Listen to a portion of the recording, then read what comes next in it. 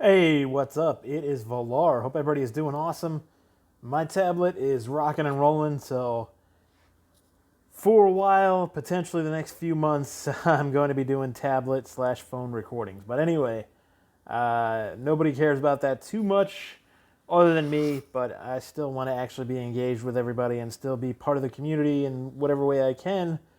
And I'm going to do a fun video today, which is just going to highlight. I did another video which was actually kind of fun with 5 sleeper legendaries. This one's going to be actually 15 epics that potentially are sleepers. Some of them actually may not quite be sleepers that people actually use quite regularly. But I figured I'd do this. 10 of them are going to be here on YouTube. And then I'm going to do a bonus 5 over on Game On. So make sure you go check out the Game On clip too. To check out the clip, you just need basically an internet connection, which anybody that's got a phone has that. So in the pinned comments, I'm going to actually show the Game On clip link. So you can just go there, click the link, and it'll take you to the bonus 5 that will be there. But here, I'm going to start with the 10 and kind of my thoughts on these. They are not going to be in any particular order, and this is also not meant to be any type of exhaustive or extensive list where it's saying, hey, these are the only ones that would be useful. No way is it meant to be that. This is just kind of meant to be like, my list that, hey, don't overlook these champions at all, right? First one might be, maybe nobody's really overlooking her anymore, but Skytouch Shaman is actually just an amazing champion.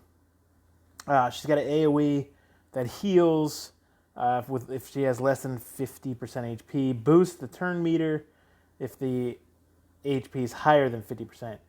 A remove debuff, so a cleanse that does revive on death and block debuffs on a 4-turn cooldown. This is a awesome move. And then she damages herself, which is kind of weird. Does decrease speed on herself. Does fear on herself.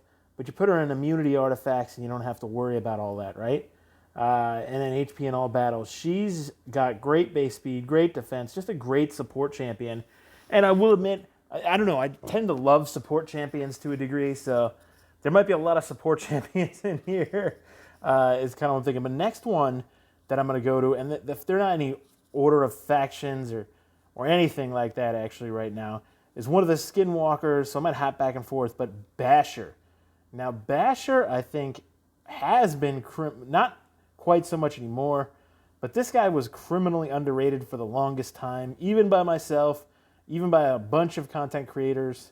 I will give credit where credit's due. I know Scratch was probably the first one that kind of really got this guy shining a little bit too. So he's got A1 here with a weaken on it. I mean, that's good. That's not amazing right there, right? But he's got an AoE. This is absolutely insane, this ability, with a 3-turn cooldown and increases the cooldown of all of the target skills by 2 turns. So if you don't have a Warlord, which I do not have a Warlord, this guy can... Oh my gosh, this ability is just so good. Really, just to be able to increase cooldowns by 2 turns. You're really handicapping the other team. And he's just that good. And then this is a random hitter. This part maybe kind of makes it so... Maybe if this was an AoE, this would be even more insane. And it is a 4-turn cooldown when booked, but he has a 100% chance of doing block buffs. Block buffs is actually quite a useful debuff. Really a cool debuff. I love block buffs as a debuff, actually. And I sort of think block buffs, is actually a little bit undervalued even still. And then HP in all battles too. So he's an attack-based champion. He can pump out a decent amount of damage. He has good attack skills. Good attack numbers, all that stuff. So we're going to keep going here. So we got Basher. Then we got Mausoleum Mage, actually. So Mausoleum Mage, potentially... That might be one of the ones that you say, okay, well, I mean, everybody uses Mausoleum Mage. But no, I don't think enough people do in a way.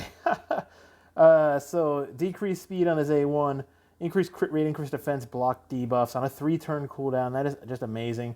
And then he has this cleanse 4-turn cooldown. So he is just clutch.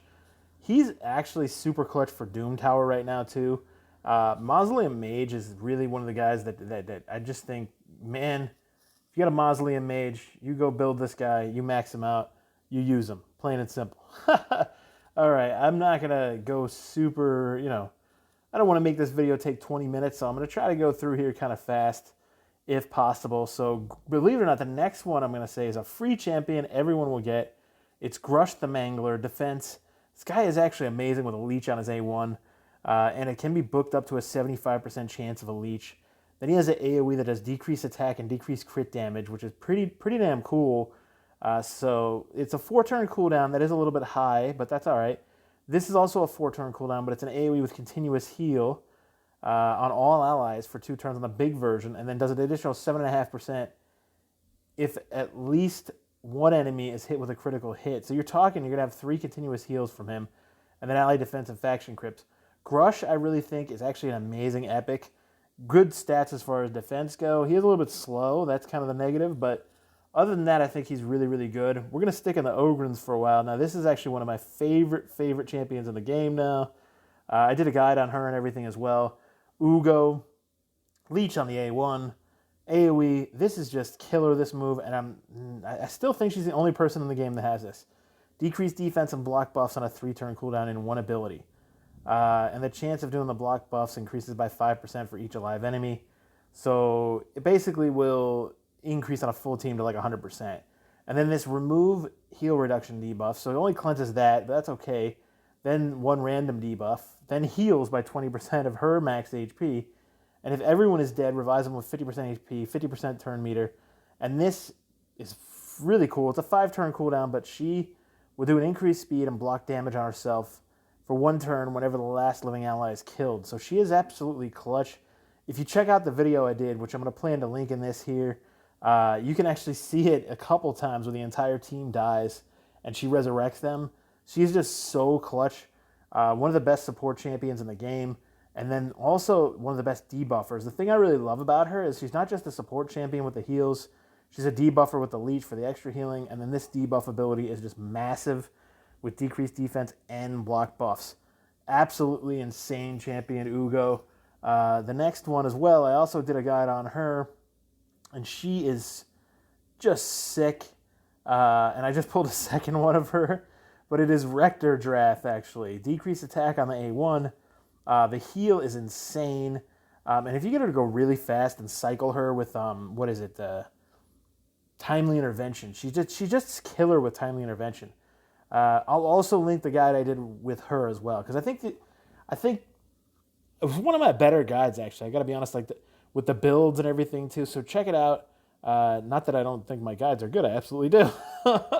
But I do think that this was one of the best ones I actually was able to showcase and kind of put her in a really sick build and get a lot of speed, a lot of HP and everything too.